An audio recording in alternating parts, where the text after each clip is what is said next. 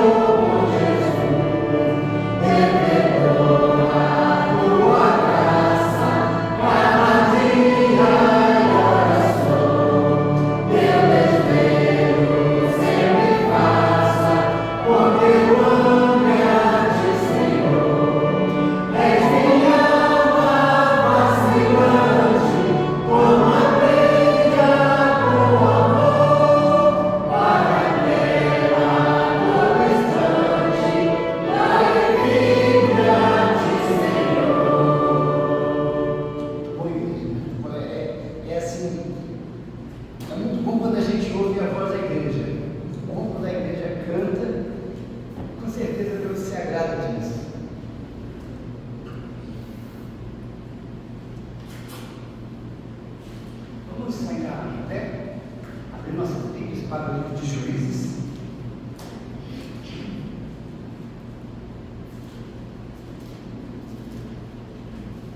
primeiro, versos de 1 a 10.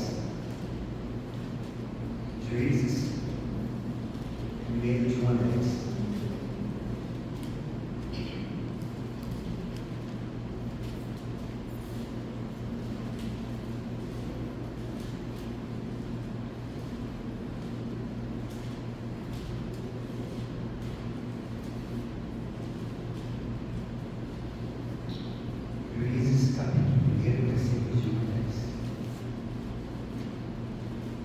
Assim é a palavra do nosso Deus. Depois da morte de Josué, os filhos de Israel consultaram o Senhor, dizendo: quem dentre nós primeiro subirá aos cananeus para pelejar contra eles? Respondeu o Senhor: Judá subirá. Eis que nas suas mãos entregarei a terra. Disse, pois, Judá a Simeão, seu irmão: sobe comigo a herança que me caiu por sorte, e pelejemos contra os cananeus, e também eu subirei contigo a tua que te caiu por sorte, e Simeão partiu com ele. Subiu Judá, e o Senhor lhe entregou nas mãos dos cananeus e dos filisteus, e feriram eles em Bezeque 10 homens. Em Bezeque encontraram a Adoni e Bezeque, e pelejaram contra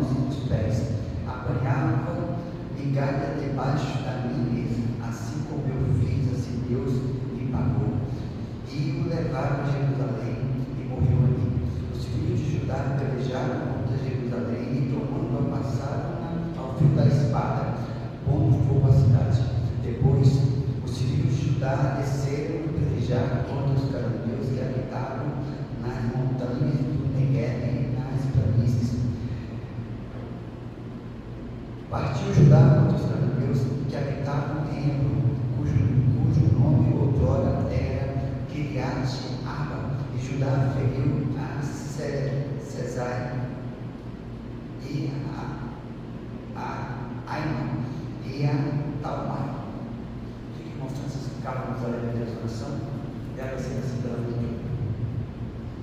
Aquele dia que guardou esse dia, o Senhor nos deu para separar, para te louvar e te agradecer.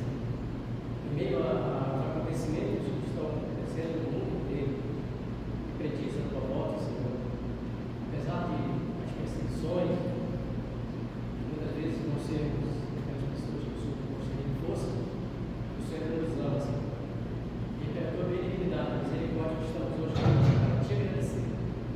Não porque nós merecemos, porque nós precisamos da tua graça. Pessoa da igreja, do cerimônia, do café da manhã de hoje, Pai. Não é só pelo café. O importante, Pai, é a comunhão da tua igreja. Precisamos estar cada vez mais unidos, mais juntos, Pai. E nos dá a tua graça, a tua glória cada vez mais. Pai, em meio à dificuldade, nós sermos vencedores, porque assim o Senhor fala. Nós não somos só vencedores. A palavra diz que nós somos mais vencedores. Então, perdoa nossas diferenças, Pai, e nos ajuda nesses últimos dias que antecedem a tua vida, Pai, a sermos realmente verdadeiros cristãos, fiéis à tua palavra. Aqueles que vão testificar, apesar de tudo, diante dos homens, aquelas pessoas que vão te agradar. Nos ajuda, Pai, a ser cada vez mais forte no meio da nossa vida. Abençoa esse culto nessa manhã. Os louvores são o Senhor é para ti. Deus é de nos ensina a te louvar cada vez mais. Em nome de Jesus, porque Deus o nosso pecado nos serve. Amém, Senhor. Amém, sim. Vamos aceitar isso. Agora nós temos o nosso momento de versículo memorizado. Os irmãos que têm o seu versículo, que tem a sua tirinha, gostaria de ler. O momento está aberto.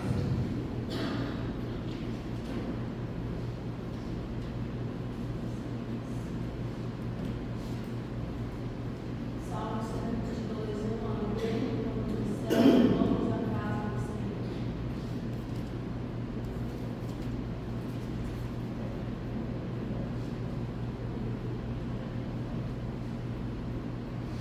Segundo aos Coríntios 5,17, versículo que quase não se lembra mais, mas ele diz assim: se alguém está em Cristo, é uma nova criatura.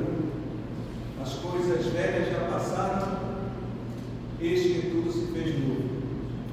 Se você for ver na tradução, vai bater isso porque eu misturei uma tradução com outra. Então diz isso, que a pessoa deve observar isso, que as coisas velhas passaram, as coisas são novas agora para quem é seguidor de Jesus. A Bíblia fornece as trevas não prevalecerão contra elas.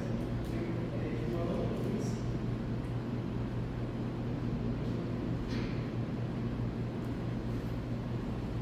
A sensualidade, o vinho e o mosto tiram o entendimento. Oséias 4.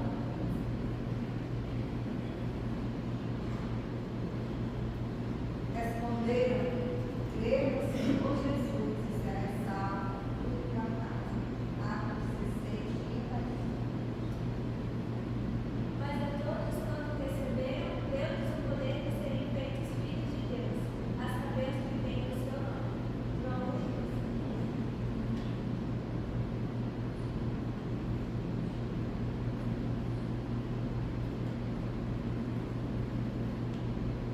Todos nós andávamos desgarrados como ovelhas, e cada um se desviava pelo próprio caminho.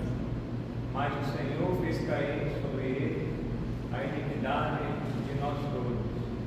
Isaías 53, 6. 1 Coríntios 14, 22. Certamente a língua é um sinal, não para os crentes, mas para os incrédulos. Mas a profecia, sim, é um sinal para os crentes.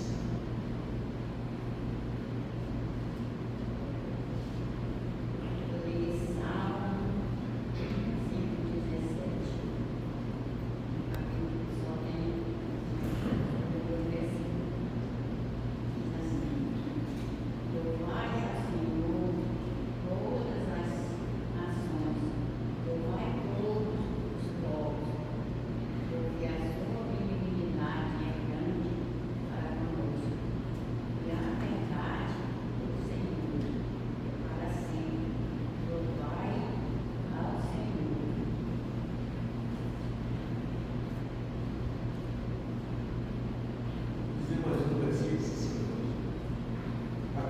Salmo 91, aquele que habita no esconderijo do Altíssimo, a sombra do Onipotente descansará.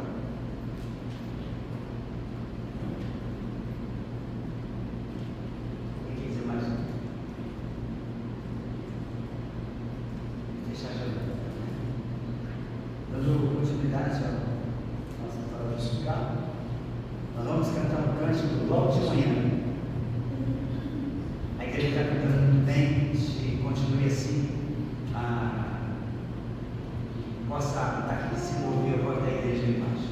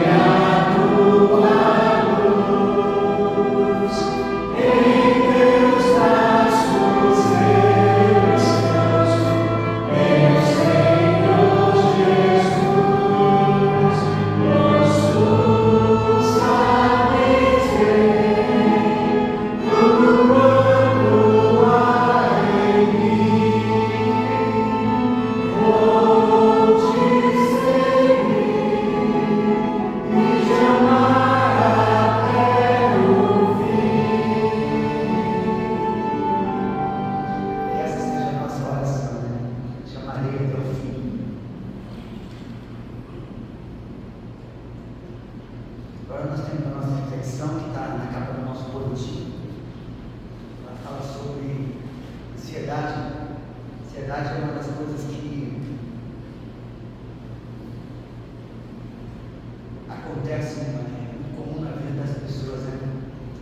E eu aprendi uma coisa sobre ansiedade. É uma coisa muito dura, né? Tudo mesmo. Que Deus, o cristão, ele não tem,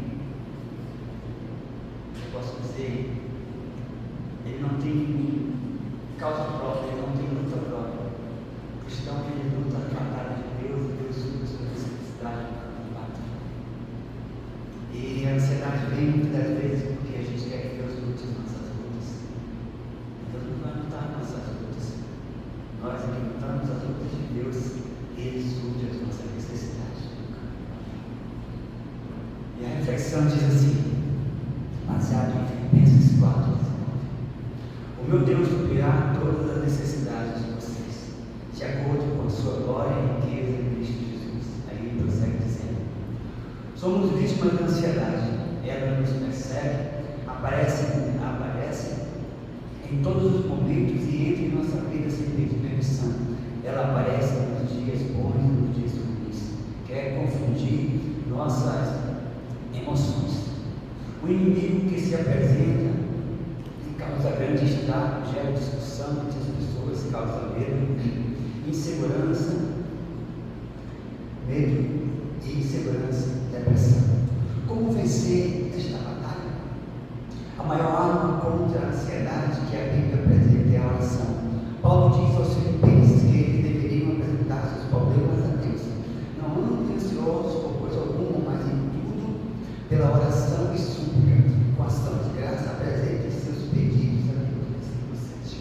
E Pedro escreveu a cristãos perseguidos que viviam na Ásia: lancem sobre ele todas as suas ansiedades, porque ele tem cuidado de vocês. 1 Pedro 5,7. É interessante saber que, da mesma forma que a ansiedade pode entrar sem pedir licença, ela pode ser expulsa de forma instantânea, mesmo que o problema que a esteja causando persista.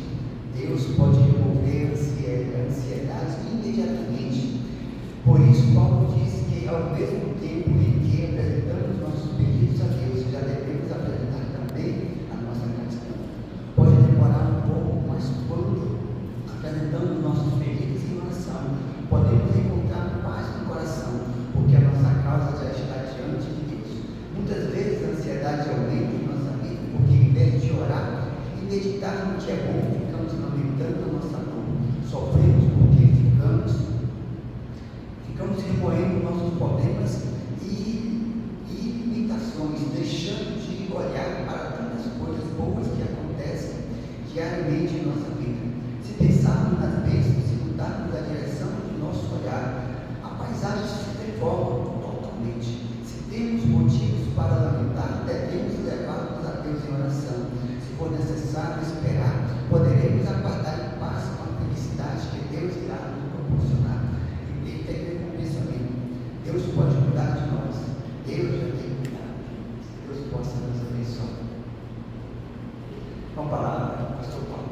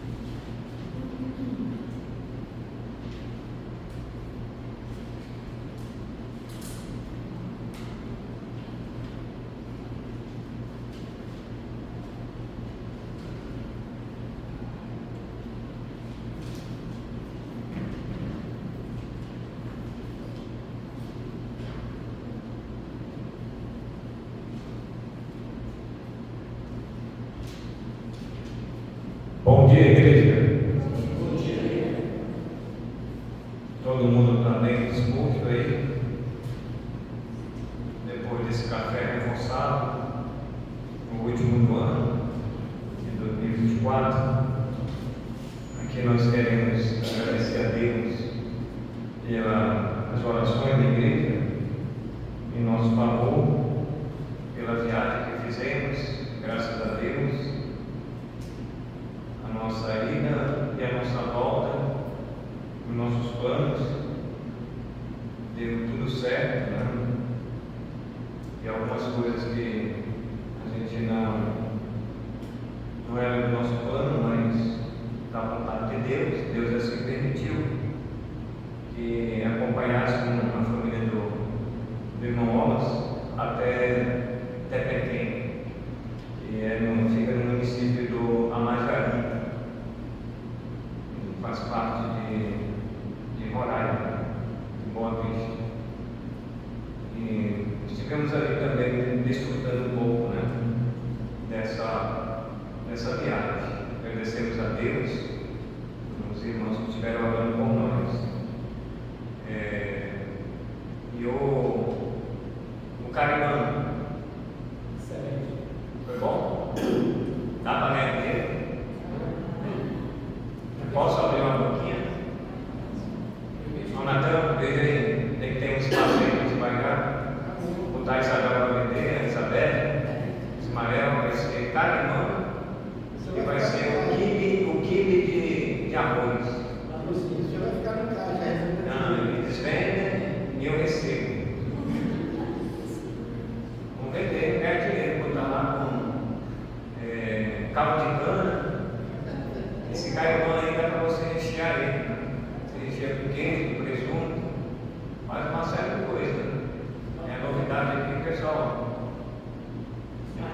provar, vai espalhar, vai contar em Taiwan.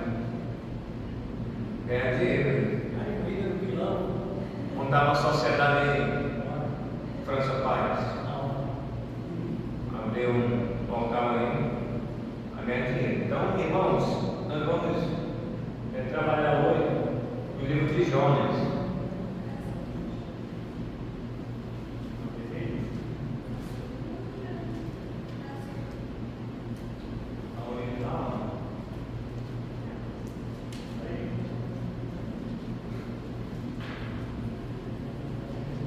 Vamos trabalhar o livro de Jonas hoje. Nós já falamos sobre Obadias. Vamos falar agora sobre o livro de Jonas. Abre aí a sua Bíblia.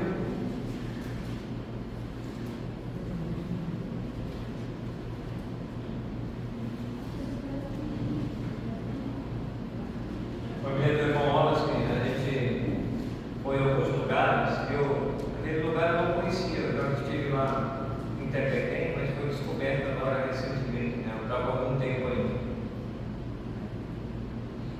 E lá tem um local muito bonito chamado A Mão de Deus.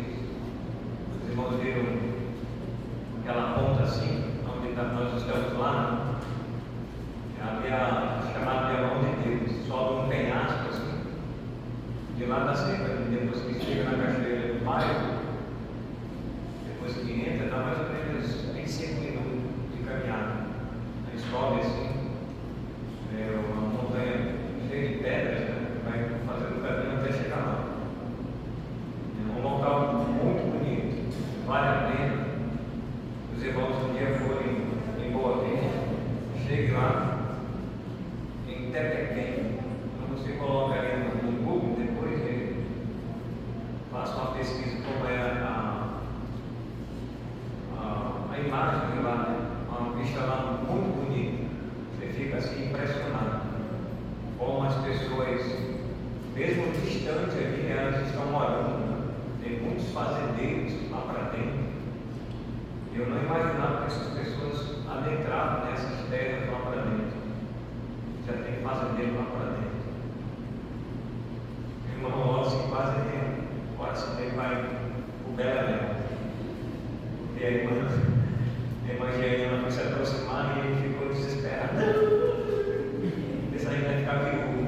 Então ele já quer para glória. Deixa eu. Mas ele tem um tempo que não para. Mas eu li. Não, para aí. Aí vamos na segunda vez, ele já está mais tranquilo no coração dele. Se acalma no coração. A pedra não vai quebrar, não. Quebrou até agora, vai quebrar com a gente. Desabou até agora. Mas foi muito bom, irmãos, assim, né? A gente conhecer, tomar banho, água bem gelada. É um lugar mesmo assim, espetacular, né? Fantástico mesmo. Então, irmãos, brincadeiras à parte, vamos no livro de Jonas. Nós estudamos aqui, os irmãos que vieram na quarta-feira. Eu já falei sobre esse livro aqui, os 4 capítulos, né? A gente vem falando nessa quarta-feira. E a gente vai falar aqui agora com a igreja, né? Nem todos os irmãos estavam nas quarta-feiras, mas a gente já falou sobre esse livro. E o nosso versículo aqui, irmãos, é Jonas 4 e o versículo 11. Versículo chave 4 e 11.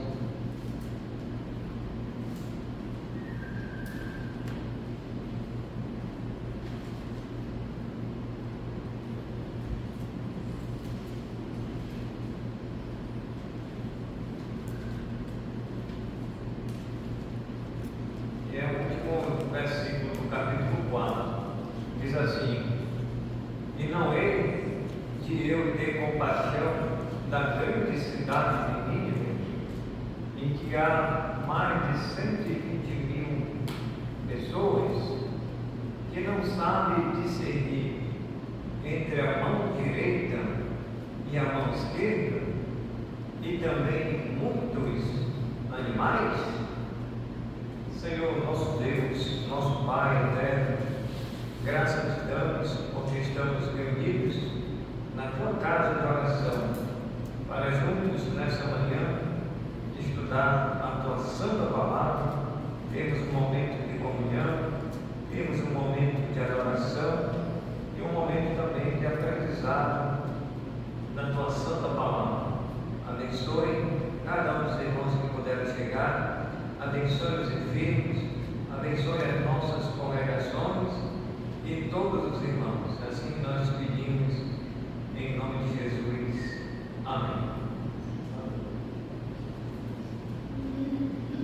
Irmãos, o livro de Jonas, ele tem 4 capítulos, né? E quem era Jonas? Diz o texto no capítulo 1 que Jonas era filho de Amitai. E o Senhor chamou Jonas para levar a palavra de Deus aos ninivitas. Quem eram os ninivitas? Os ninivitas, irmãos, eles eram descendentes dos assírios, né? Onde era naquela época a capital. E nessa cidade, ali os ninivitas, eles viviam. E como eles descendiam dos assírios, eles eram uma grande ameaça para o povo de Israel. Eles eram seus inimigos. E Jonas, esse é o motivo principal porque Jonas não queria pregar para os ninivitas. Esse foi o motivo pelo qual Jonas, ele pensou em fugir da presença do Senhor, comprando aquela passagem e embarcando naquele navio. Então esse foi o motivo pelo qual Jonas não queria pregar aos ninivitas. Era uma cidade de 120 mil habitantes. E de acordo com o versículo que nós lemos, o 4 e 11, eles não sabiam discernir entre a mão esquerda e a mão direita. Para mim aqui, a mão esquerda e a mão direita. Ou seja, o diabo, ele cegava o entendimento daqueles 120 mil habitantes. A pessoa chegar ao ponto de não discernir entre a mão esquerda e a mão direita, é porque o diabo, irmãos, ele cega o entendimento dos incrédulos, para que a palavra de Deus não resplandeça, né? Para que a palavra de Deus não resplandeça, ou seja, para que a pessoa não entenda a palavra de Deus. Então, a função do diabo, a missão do diabo é ofuscar hoje a mensagem de Deus, é cegar o entendimento dos incrédulos. Então, na nossa geração de hoje não é diferente. Hoje as pessoas também, elas estão que nem os ninivitas. Elas não sabem discernir entre a mão esquerda e a mão direita. Não é? O contexto é diferente, mas não é diferente em relação à mensagem de Deus. As pessoas, elas estão aí vivendo nesse mundo de pecado, e o diabo tem realmente ainda cegado, porque ele não está preso, né? Ele está solto aí, e ele procura exatamente cegar o entendimento dessas pessoas. Tá?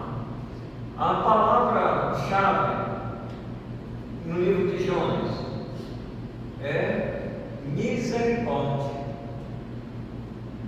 Então Deus vai usar de misericórdia com Jonas, o próprio Jonas, o qual ele havia chamado.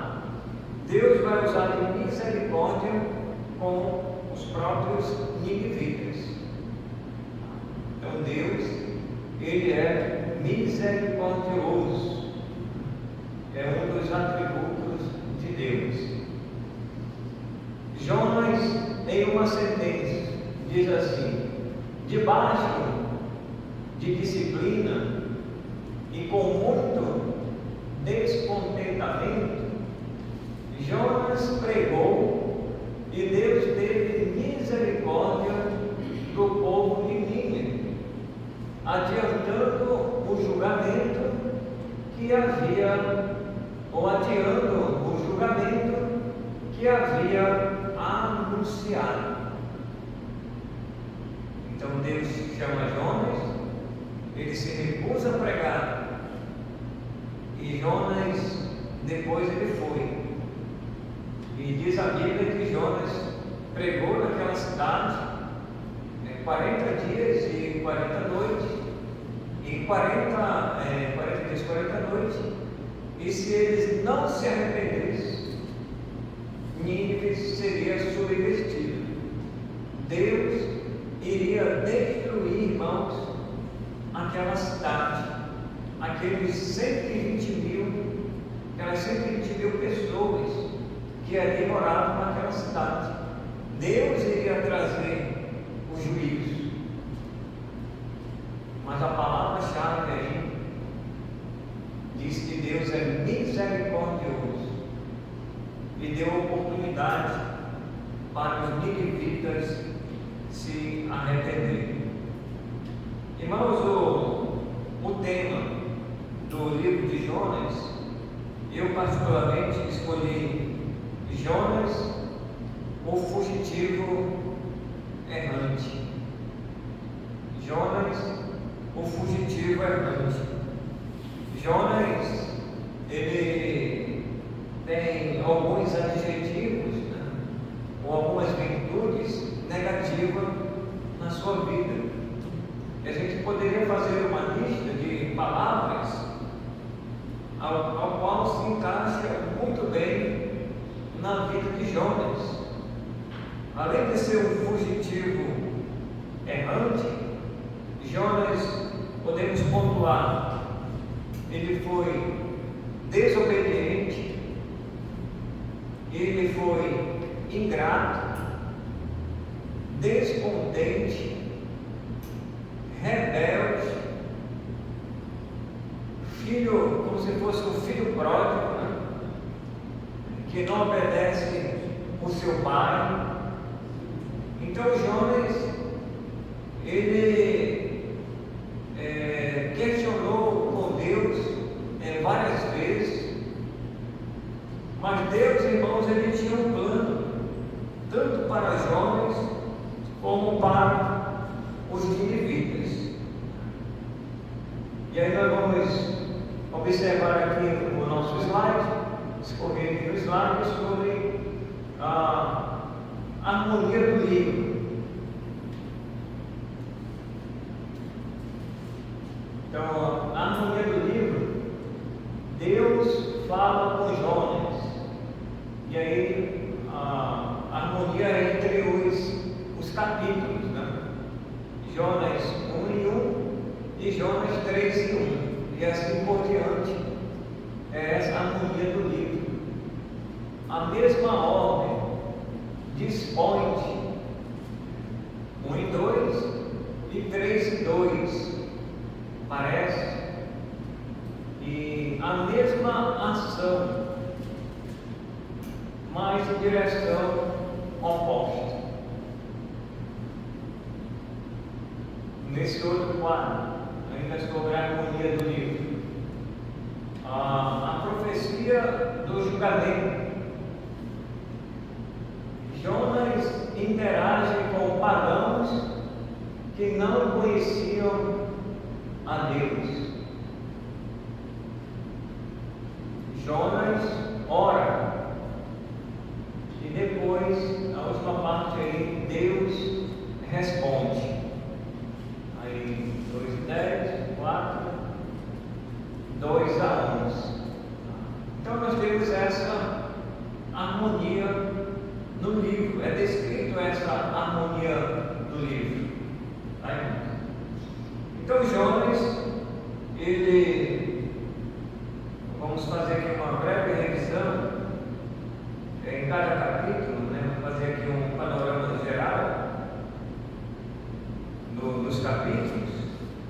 No capítulo 1, irmãos, nós temos a chamada de Jonas e a sua fuga, o seu distanciamento, assim sobre a ordem de Deus, que era pregar a palavra de Deus. Ele compra uma passagem, embarca no navio, e Deus manda uma grande tempestade. Essa palavra aí, grande, ela vai aparecer no livro de Jonas várias vezes. Nós vamos ter um quadro interessante sobre essa palavra, grande. Então, Deus envia uma tempestade no capítulo 1. Depois que aqueles marinheiros, aquela tempestade de uma hora para outra ela se levanta, era Deus que estava enviando aquela tempestade. E Jonas estava lá no porão do navio e dormia profundamente. E aqueles marinheiros eles estavam clamando ao seu Deus. E Jonas lá despreocupado. E falaram para Jonas para ele clamar ao seu Deus. E Jonas não estava muito interessado em clamar a Deus. E eles perguntaram de onde Jonas estava vindo, para onde ele ia. E depois eles cismaram que Jonas era o causador daquela tempestade. E Jonas disse: é só vocês me jogarem no mar que a tempestade ela vai acalmar. Então Deus ele envia uma tempestade. E no capítulo 2, Jonas, ele é a própria tempestade. Jonas, ele é a própria tempestade. Ele vai ser jogado e Deus manda um grande peixe que ali vai engolir Jonas. E a gente pode dizer que Jonas ele foi o primeiro homem a passear pelo ventre do peixe. Ele foi engolido por esse peixe. Diz aí no versículo 1: então Jonas, do ventre do peixe, orou ao seu Deus e disse: na minha angústia clamei ao Senhor, e ele me respondeu. Do ventre do abismo gritei, e tu me ouviste a voz.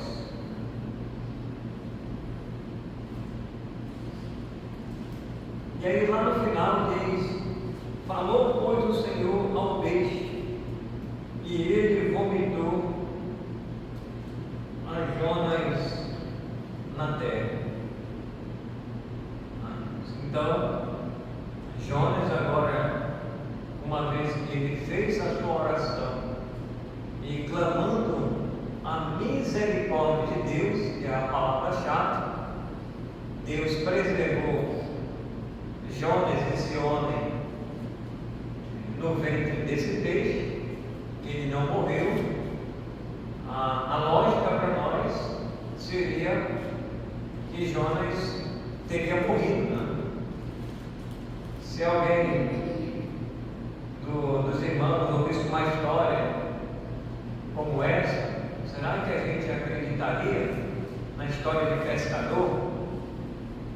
Porque o que a gente tem ouvido é que quando alguém é engolido por um peixe, uma piranha, ou um grande peixe, a tendência é a pessoa não escapar, né, irmãos? A tendência é a pessoa morrer. Mas Jonas não, Jonas ele sobreviveu. Por que ele sobreviveu? Porque Deus ele foi misericordioso com Jonas. Porque a realidade seria outra. Jonas deveria ter morrido, mas ele não morreu. Então Jonas ele foi o primeiro homem a ser engolido por um grande peixe. E vamos dizer que ele foi um homem que usou esse peixe como um submarino. Ele viu um submarino, e hoje as pessoas estão usando, né, o submarino para transportar droga. Interessante, né? Como as facções elas estão crescendo. não querem mais voar com a droga, mas agora eles querem transportar a droga por debaixo da água, né? Por submarino e até por navio, né? Mas a polícia está aí, estão descobrindo, né? Esses casos que uma vez ou outra eles encontram. Daqui a pouco eles vão transportar a droga através do peixe, que o homem já foi engolido, daqui a pouco ele pode até transportar através do peixe. Mas se descobre, né? Peixe morto eu já vi, mas vivo eu nunca vi. Mas como o homem é capaz de tudo, né? Fazer coisas que a gente não imagina. Mas então, irmãos, Jonas, ele sobrevive e o peixe, então, vomita Jonas na terra. E agora Jonas, irmãos, no capítulo 3, Jonas, ele vai pregar aos ninivitas que estavam vivendo uma grande tempestade. Aquela nação era uma cidade, aliás, era uma cidade pecaminosa, era um povo hostil ao povo de Israel, eles eram bárbaros, eles eram pessoas violentas, a iniquidade, a idolatria era reinante naquela cidade, e por isso que eles não discerniam entre a mão esquerda e a mão direita. Eles estavam completamente perdidos, irmãos, em sua religiosidade, né? O seu Deus que eles adoravam. E Jonas então vai pregar aos ninivitas que estavam vivendo nessa grande tempestade. E no capítulo 4 termina então com Jonas sendo a tempestade, aonde ele vai falar com Deus, vai ficar descontente com Deus por algumas coisas que Deus vai fazer na vida dele. E então o capítulo 4 termina com uma pergunta, Deus falando com Jonas, e essa pergunta ela não é respondida, ela fica aí sem resposta. Então, olhando aqui no nosso quadro, nós temos aqui a narrativa satírica, o gênero literário, a narrativa satírica de Jonas. Observe aí nos capítulos e nesses versículos. Então nós temos aí, irmãos, 1 e 2, a grande cidade, 1 e 4, grande tempestade, 1 e 10, grande temor, 1 e 12, grande tempestade, de novo, 1 e 17, grande peixe, grande peixe, 3 e 2, grande cidade, 4 e 2, grande benignidade, e 4 e 11, de novo, a grande cidade. Tá? Então tudo é grande aí no livro de Jonas. Então a mensagem de Jonas, os milagres, observe aí, os milagres que vão acontecer no livro, de acordo com esse capítulo. A tempestade que Deus levanta de uma hora para outra, 1 e 4, a sorte cair em Jonas, 1 e 7, 1 e 15, o acalmar imediato da tempestade, 1 e 17, o aparecimento do peixe, né? Deus envia aquele peixe de uma hora para outra. 2 e 10, a saída de Jonas do peixe, né? O vômito, né? O peixe vai vomitar. E 4 e 6, o aparecimento da planta. 4 e 7, o aparecimento do verme. E 4 e 8, o vento calmoso.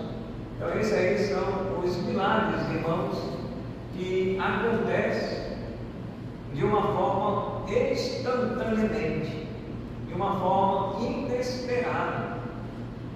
Então Deus, Ele tem um controle sobre todas as coisas. Os irmãos sabem que para Deus não há nada impossível. No estalar do dedo, no piscar dos olhos, Deus Ele fala e as coisas acontecem. As coisas acontecem. É tudo muito rápido.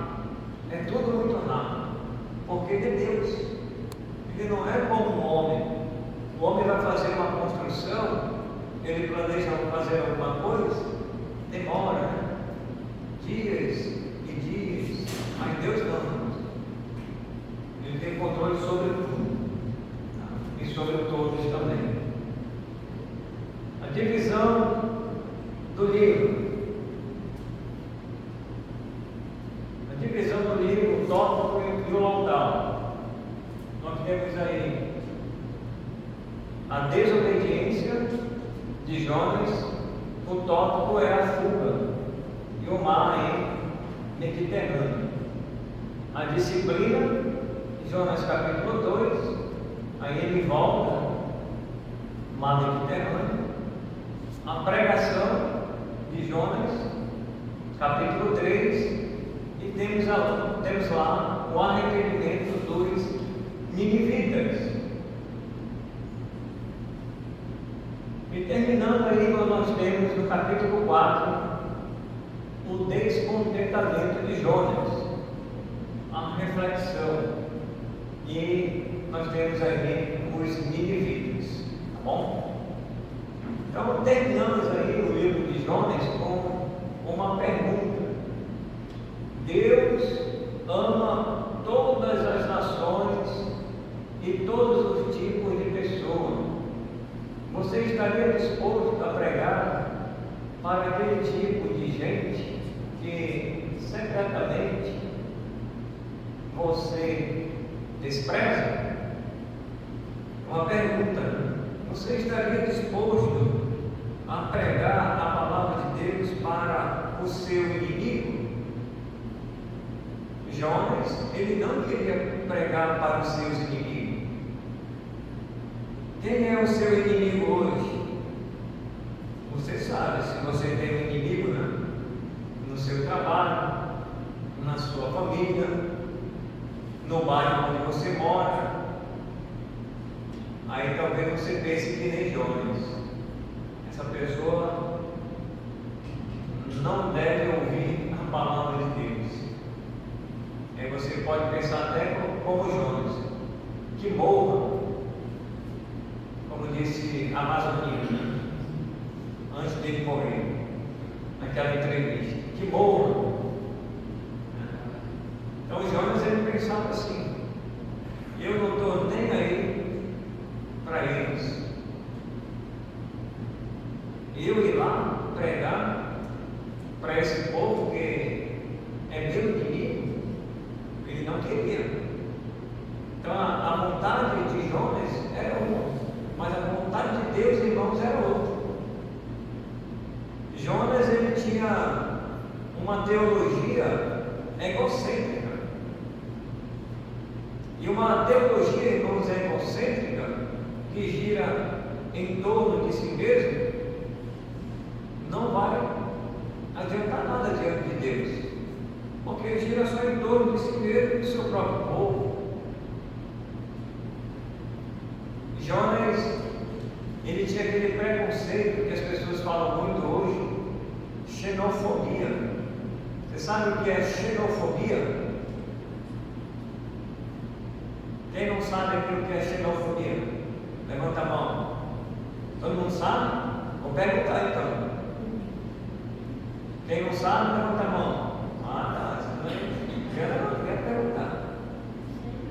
Quem não levantou, vou perguntar, hein? Pera, o que é xenofobia? Ah, quem levantou a mão? Entendei? É xenofobia. De? Como?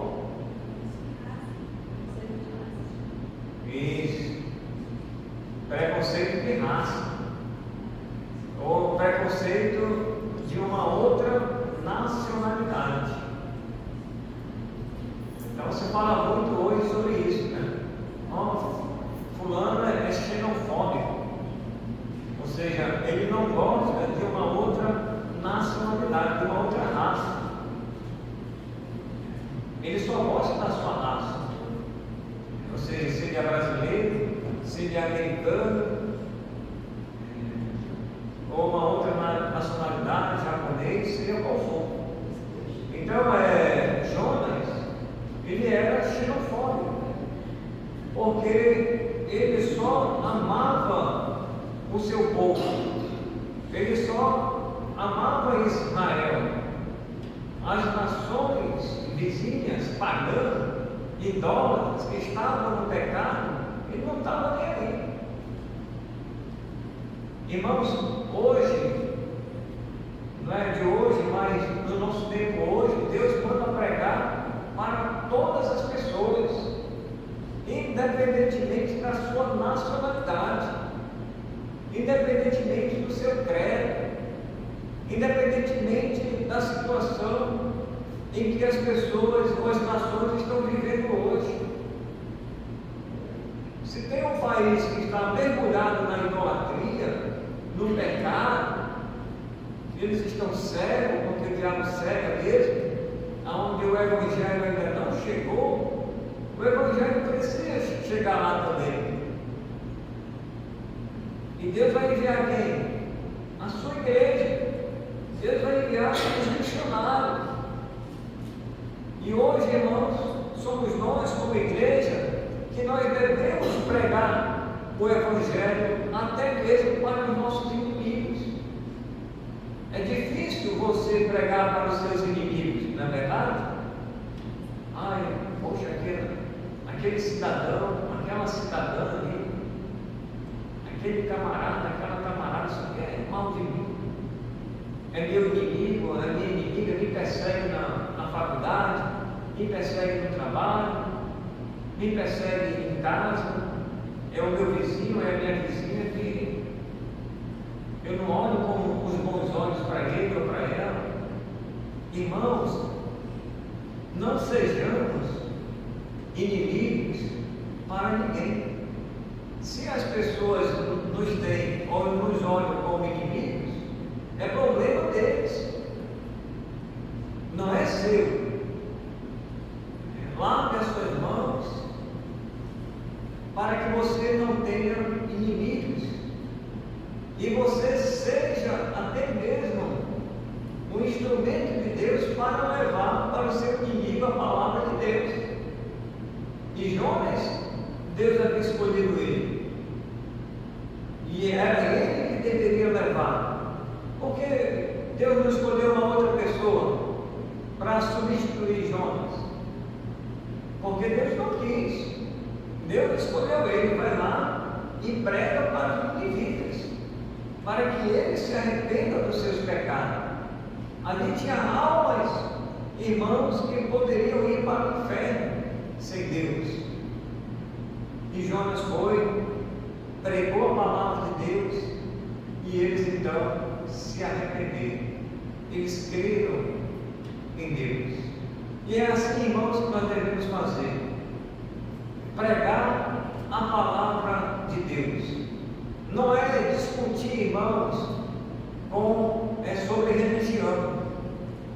Se você tem isso na sua cabeça, eu vou discutir com o pentecostal aqui, eu vou discutir com o adventista, eu vou discutir com os mormons, o TJ, eu vou demonstrar que eu sei mais do que eles.